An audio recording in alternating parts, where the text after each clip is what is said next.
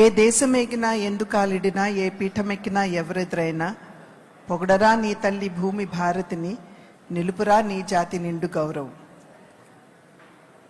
ఇక్కడ ఆసీనులైనటువంటి ప్రజాప్రతినిధులందరూ చేస్తున్నటువంటి పని, తీసుకున్నటువంటి బాధ్యత అదే అని చెప్పి నేను గట్టిగా విశ్వసిస్తున్నాను.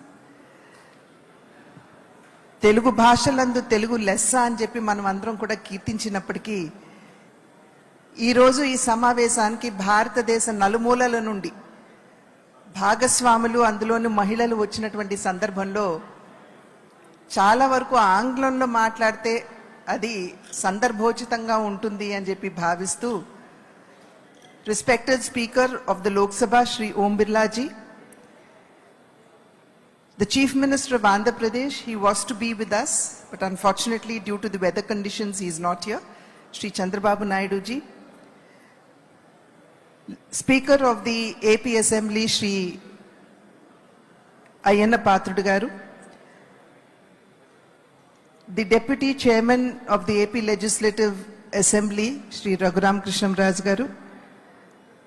We also have with us Minister Shri Payyavul Keshav garu, and also the Chairman of the Women Committee Andhra Pradesh, Gauru Charita garu, and of course all the Women Empowerment Committee chairpersons from across the country, from all the states, MPs, MLAs, and also those representatives who have been nominated by the Speaker in such states that do not have the Women Empowerment Committee. Ladies and gentlemen, on this auspicious occasion, I extend a very warm welcome to all the esteemed guests who are seated on the dais and off the dais. It is a conference of the Legislative Committee for Empowerment of Women, which is being held in Tirupati at the lotus feet of Sri Lord Balaji. The presence of the distinguished guests add value to this event, and we are eager to listen to the thoughtful insights which will reflect on the significance of the work we undertake in the Committee on Empowerment of Women. We have gathered here today to reaffirm our resolve that the empowerment of women is central to the progress of India. It underscores our shared commitment for advancing gender justice and inclusive development. India's vision of a Viksit Bharat by 2047 rests on the pillars of equality, inclusion, and empowerment. Women-led development has now become the new narrative, the core narrative of India's national strategy. As articulated by our Honorable Prime Minister Shri Narendra Modi ji, India is investing in women as catalysts of growth through improved access to education, entrepreneurship, health, and digital literacy. Flagship schemes such as Beti Bachao Beti Padhao, Stand Up India, Mahila Samman Savings Certificate, and Pradhan Mantri Jan Dhan Yojana has created a transformative ecosystem where women are no longer simply beneficiaries but active contributors to the national progress. More than 10 crore women have joined the self-help groups, becoming economic change makers in rural India. This participative model of governance ensures that the woman's voice shapes policies leading to sustained and equitable growth. It would be inappropriate if we did not remember the participation of women in India's freedom struggle. Women's participation in India's freedom struggle was simply not marginal, but it was central. The freedom movement was not just about a story about political leaders and battles, but it is also a story of women who stepped out of their homes, defying social restrictions to fight for the nation's independence. Rani Jhansi Lakshmibai, Begum Hazrat Mahal, Sarojini Naidu ji, Kasturiba Gandhi ji, Kamala Devi Chattopadhyay, Preetilata Vaddedar, Kalpana Dutt, Durga Babi, Madam Bikaji Kama have all left an indelible mark in our minds. At the grassroots, countless unsung heroines have made sacrifices. Matangani Hazra of Bengal, Kanakalata Barua, who was just 17 years old and martyred in Assam, Akkamma Cherian of Kerala are part of this. As the world's largest democracy, we believe that the greater presence of women in political and decision-making spaces creates a sense of security among the common citizens, particularly the women and the marginalized sections. As a result, India today is witnessing a rapid transformation from women's development to women-led development. Under the vision of the Honorable Prime Minister, our government has adopted a multi-pronged approach involving the whole of the government and the whole of society to address issues women face as a lifetime continuum basis. Keeping pace with this, the Parliamentary Committee on Empowerment of Women is working for women's educational, social, economic and political empowerment that ascertains gender justice and equality. However, we must also acknowledge the persisting challenges.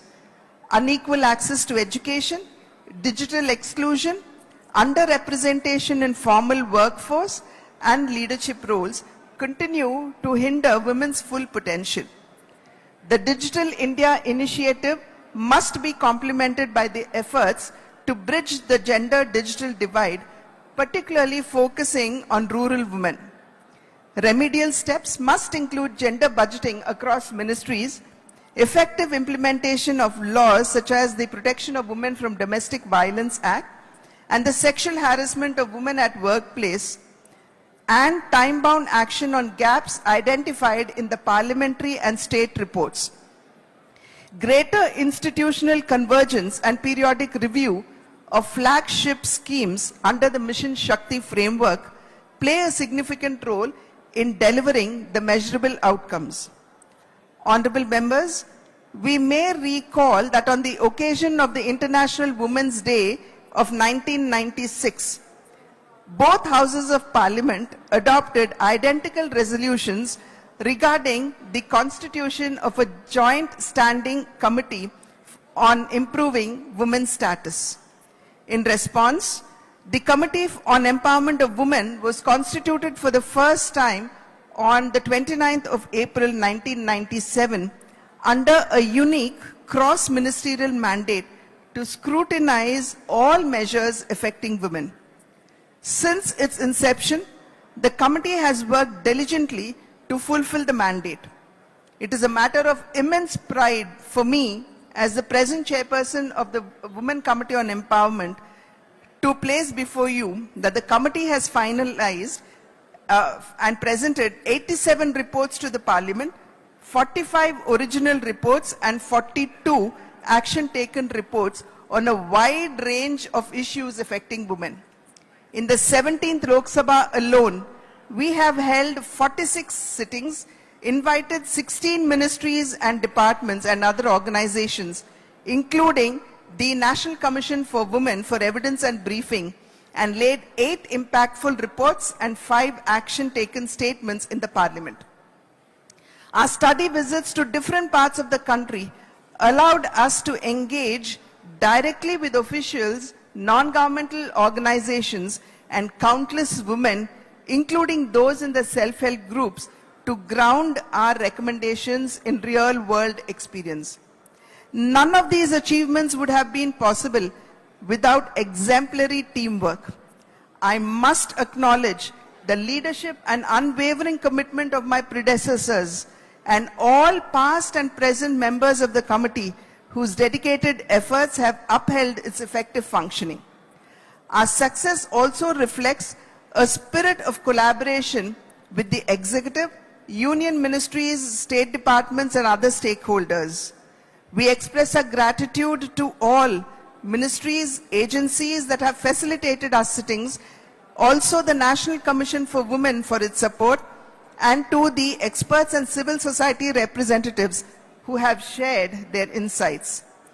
Honorable members, the recommendations suggested by the committee have led to concrete policy changes across diverse domains.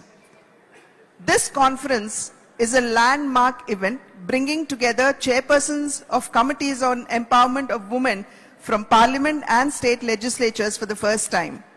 It is an opportunity to share experiences, exchange best practices, explore innovative ways to strengthen the ideals of the Constitution, which guarantees equality and empowers us to adopt measures for positive discrimination, as exemplified by the recent and transformative Nari Shakti Vandan Adhiniyam. Through panel discussions, workshops and networking sessions, we will address emerging issues and develop strategies to enhance our collective effectiveness. By fostering collaboration across national and state levels, we can strengthen the oversight mechanism that underpin our democracy. To celebrate this milestone, we are proud to have had the Honorable Speaker of the Lok Sabha to release a commemorative souvenir that captures the essence of almost 3 decades of our journey. I encourage everyone and pray to everyone to explore this souvenir as it beautifully encapsulates our legacy and our aspirations as well. Let this conference serve as a powerful reminder that our work is a continuous pursuit of a nation where every woman can live with dignity, contribute as an equal partner in development, and thrive in an environment free from violence and discrimination. I would only like to end with the words of our national leader and the national father, Mahatma Gandhi ji, who said, "To call the woman a weaker sex is a libel. If by strength it is meant moral power, then woman is immeasurably man's superior."